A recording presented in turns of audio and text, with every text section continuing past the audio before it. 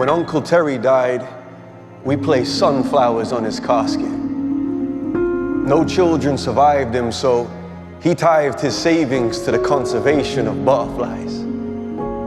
The church was cold, those old stones holding the stories of 30 or so generations, matrimony and lament, baptism and dedications. He was the last of his siblings, so now buried was a lineage like those sunflowers that he cherished. We printed a picture of him standing beneath one and decided that was how he'd be remembered. All those memories now sunk beneath the soil. But when spring arrives and thaws the frost-bound ground, they will not rise. Their time has come and gone. We are but butterflies, fluttering for a day and believing it is forever. What can I say of a life that was so weathered? And by that, I mean, my uncle lived seasonally. How else do you plant a garden unless you submit to both the summer and the wintering? His calloused hands told the story of handling living things. The bleak cold mornings and that joy of welcome spring, the pain of mourning what could have been, and the joy in receiving the gifts the giver came to bring. Are we not standing in the gardens planted by our forefathers? Are we not reaping a harvest we didn't sow?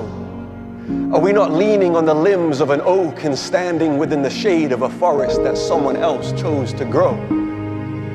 Martin Luther was asked, if you knew tomorrow the world would end and today would be your last, how would you spend it? And he said, I would plant an apple tree. The Greeks believed a society only thrived when people plant trees they know they'll never live to see. So how fickle we have been, tossed by every changing wind, giving in before we have become a witness. Yes, there is the life we live, but there is the unlived life within us, and between the two stands the resistance. Nietzsche put it like this: it is long obedience in the same direction that brings heaven to our streets. So summon the critic, bring me the cynic, I'll tell him this: blessed are the meek. Blessed is the one who still believes, childlike, impoverished, hardly able to even speak, but who has not forgotten Solomon's wisdom.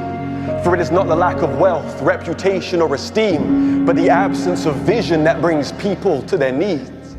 So distracted by our greed and our lust to succeed, we have gathered into barns instead of casting out our seed. And yet is the back scarred by wooden beams and the sacrifice of fools that remind us of the actions that actually move us closer to the renewal.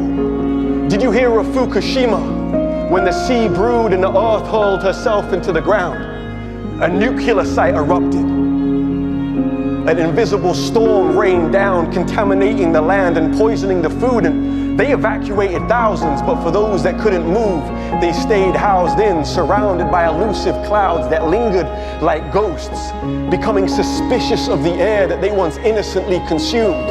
And yet, amongst the chaos, there was a monk dressed in crimson hues who walked through those fields planting sunflower seeds within the ruins. And over time they grew and they removed the poison. Sunflowers, offering themselves as objects of both beauty and atonement. They drew the cancer from the ground into themselves until it was broken down, announcing, where sunflowers lift their golden crowns, we find evidence of this hope. Even in the soil of decay, something beautiful can grow.